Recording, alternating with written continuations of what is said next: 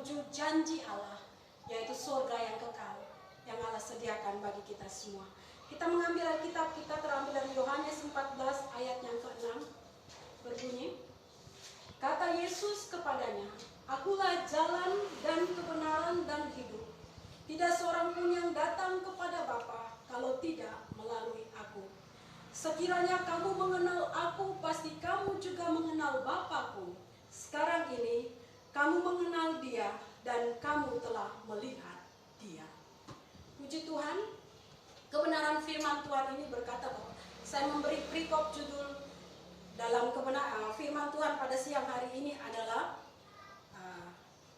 jalan kebenaran dan hidup.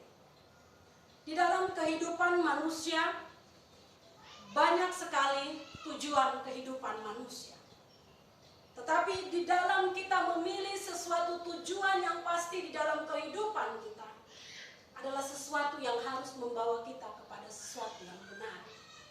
Sesuatu yang membawa kita kepada satu kebenaran Allah yang Allah mau di dalam kehidupan kekristenan kita. Banyak yang mengatakan menuju kepada surga dengan banyak teori yang kita dengar. Tetapi firman Tuhan berkata jalan satu-satu menuju kepada Bapa, menuju kepada surga, yaitu melalui pribadi Yesus. Banyak orang yang katakan menuju surga bisa dengan beramal.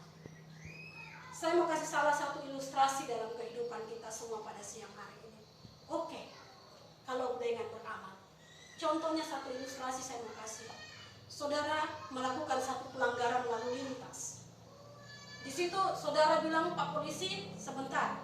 Saya mau melakukan sesuatu dulu supaya mungkin pelanggaran saya ini tidak sampai membawa saya kepada penjara atau penghukuman. Jadi di situ orang itu sudah melakukan salah, sudah melakukan satu pelanggaran di situ, dia keluar dari situ, dia pergi. Lalu dia membagikan sembako kepada anak yatim, pada janda-janda, pada semua orang. Yang penting dia lakukan baik supaya pelanggaran dia di lalu lintas itu bisa tidak terjadi dalam hidupnya dia. Tetapi pada waktu dia sudah melakukan hal itu, dia kembali ke polisi. Polisi katakan, kembali, harus diurus, harus diproses. Ya, kejahatan yang dilakukan oleh orang tersebut harus diproses.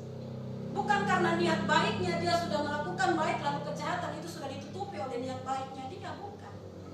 Tetapi sesuatu pelanggaran yang dibuat oleh manusia, manusia itu harus menerima upah dari yang dia lakukan.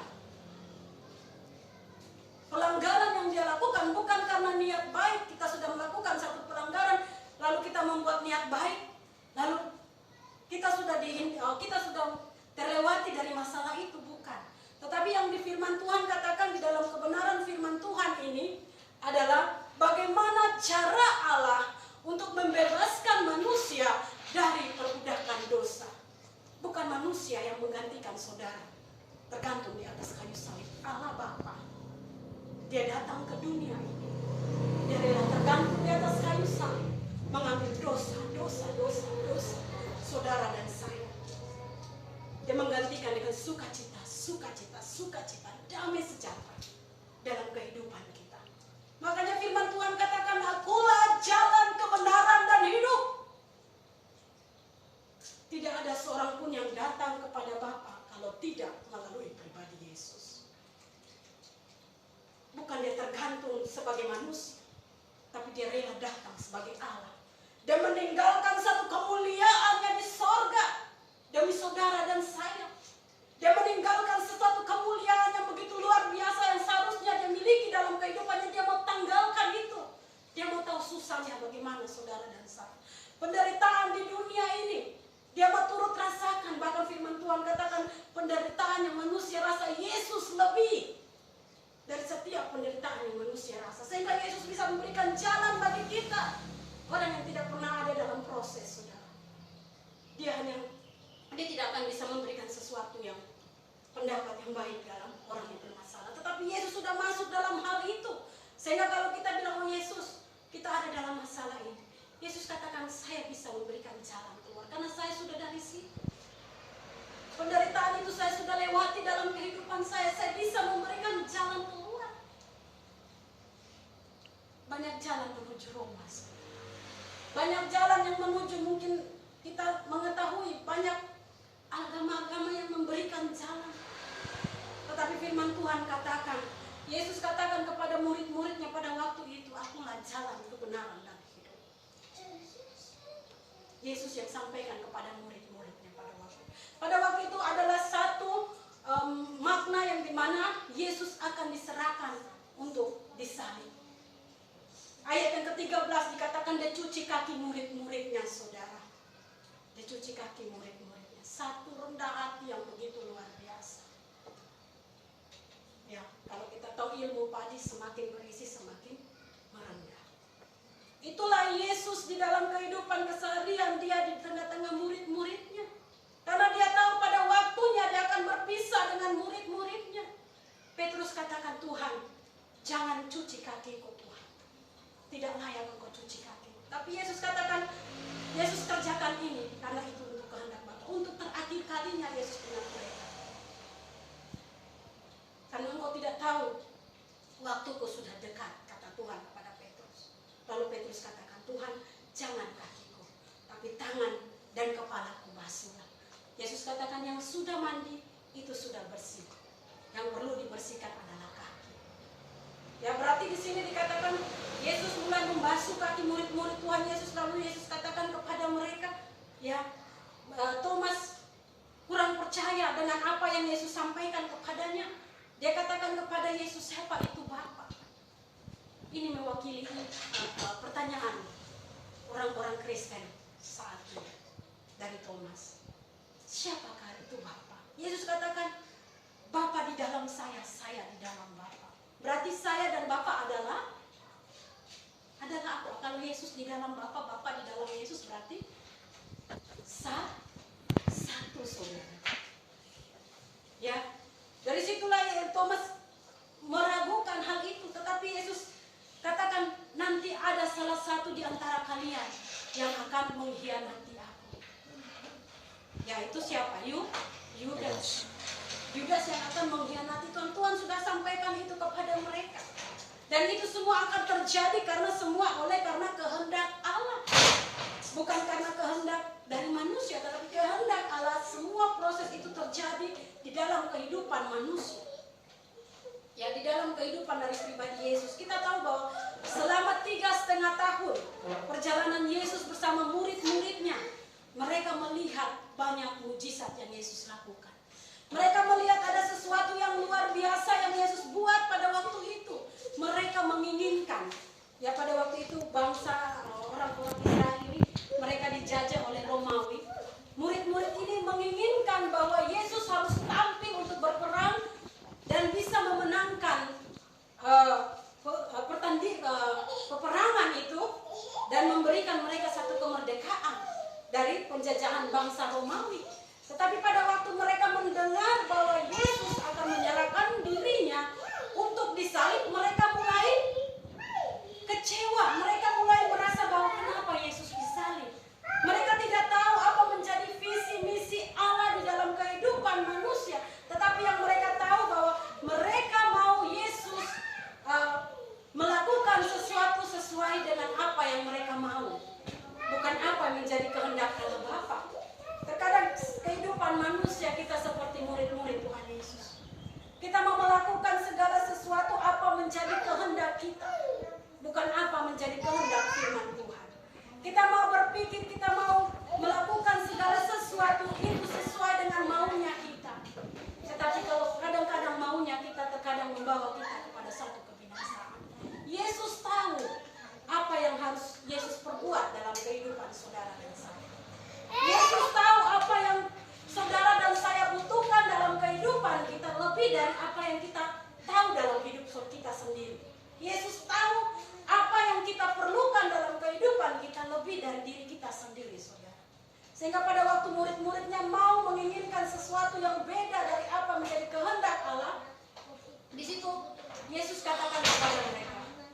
Ya, Yesus mulai memberikan satu kekuatan bagi mereka. Mungkin saya pergi, saya pulang kembali ke sorga, tapi kamu tidak sendiri. Ada Roh Allah yang akan bersama-sama dengan engkau. Ada satu kuasa yang akan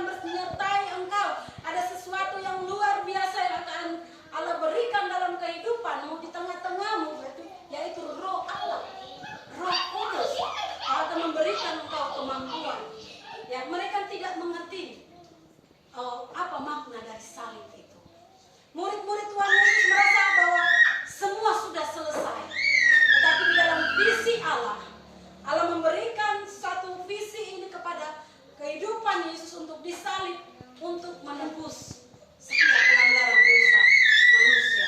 Tetapi murid-murid Tuhan Yesus berpikir dengan cara pandang mereka sendiri. Mari Bapak Ibu Saudara yang terkasih dalam Tuhan Yesus Kristus, kita mau memandang firman Tuhan bukan memandang dengan cara pandang manusia. Kita bukan mau memandang kebenaran firman Tuhan dengan apa menjadi keinginan kita.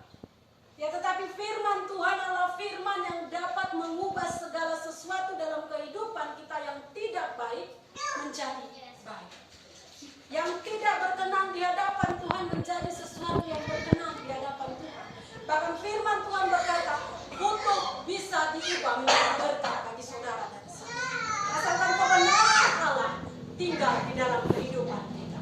Asalkan kebenaran Allah yang Allah berikan, yang Allah sudah nyatakan di dalam kehidupan kita melalui firman Allah yang kita sudah dengar, kita renungkan dalam kehidupan kita, kita mau terapkan itu di dalam kehidupan kita.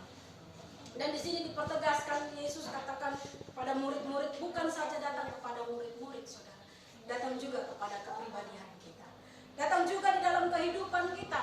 Akan muncul, akan ada waktunya nabi-nabi palsu yang menyerupai seperti pengajaran kita. Itu Yesus tegaskan, jangan dengar mereka, ikutlah jalan kebenaran dan hidup.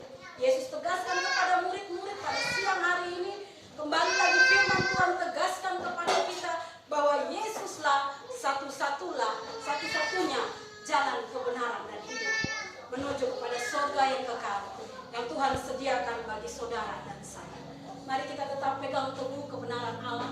Mungkin di luar sana kita mendengar ada nabi kita yang sama dengan nama nabi mereka, ada tokoh-tokoh Alkitab kita yang sama dengan mereka, ada satu pengajaran-pengajaran yang mungkin mirip saudara.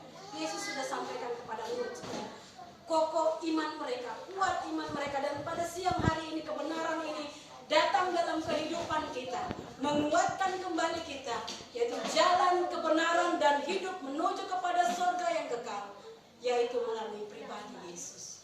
Ya, Yesus sudah beritahukan dari jauh-jauh hari, ada pengajaran-pengajaran yang akan muncul pada akhir zaman, yang menyerupai, tapi itu adalah palsu. Jadi kita boleh memilih kebenaran yang benar, yang sesungguhnya di dalam Tuhan, karena iman saudara dan saya di dalam Tuhan bukan iman yang kita pilih, tetapi Yesuslah yang memilih saudara dan saya. Kalau kita adalah pilihan, mari kita mempertahankan iman, kepercayaan itu terus di dalam Tuhan. Banyak orang yang katakan, oh saya pilih agama, tapi Kristen beda saudara. Bukan saudara yang memilih, tetapi Yesus Tuhanlah yang memilih saudara dan saya. Kalau saudara sudah ada dalam pilihan, tetap teguh iman kita. Kita tetap pegang kebenaran firman Tuhan. Ya, karena Allah, Yesus, Dia sudah menjaminkan kebenaran itu dalam hidup kita. Tuhan Yesus memberkati kita semua. Saya percaya bahwa setiap kebenaran yang datang dalam setiap kehidupan kita memberikan kita satu perubahan di dalam setiap kehidupan kita, memberikan satu dampak yang baik dalam setiap kehidupan kita. Mari kita meresponi kebenaran firman Tuhan, bukan karena sesuatu hal yang menguntungkan setiap kehidupan kita, tapi kita meresponi dengan rendah hati. Kita mau menyatakan setiap isi hati kita kepada Tuhan, dengan keyakinan kita bahwa setiap langkah hidup kita, setiap apapun yang terjadi dalam hidup kita, Allah lebih mengerti, Allah lebih peduli, Allah lebih mengasihi kita. Mari kita mau datang kepada Bapa kita yang mau mengasihi kita, yang mau memberikan dirinya di atas kayu salib demi menebus setiap dosa kita. Dia yang tidak berdosa dijadikan dosa. Dia yang meninggalkan kerajaan surga demi saudara dan saya. Dia rela mati di atas kayu salib dengan penderitaan yang begitu luar biasa demi saudara dan saya. Mari kita tetap mempertahankan iman kepercayaan kita. Di saat murid-murid ragu dengan itu, mari kita yang tidak melihat, firman Tuhan katakan, kalau kita yang tidak melihat namun kita percaya bahwa segala sesuatu yang Tuhan buat di dalam kehidupan kita, itu baik adanya bagi kita. Terima kasih Tuhan Yesus. Terima kasih buat semua pengorbanan yang Tuhan berikan. Terima kasih buat segala cinta kasih yang Tuhan anugerahkan dalam hidup kami. Kalau boleh kami ada sampai hari ini, itu bukan karena kuat dan gagah kami. Itu semua oleh karena kasih dan kemurahan Tuhan semata di dalam setiap kehidupan kami. Kami manusia terbatas adanya Bapa, tapi kami percaya ada Roh Allah di dalam kami, ada Roh Kudus di dalam setiap kehidupan kami, memampukan kami semua yang ada.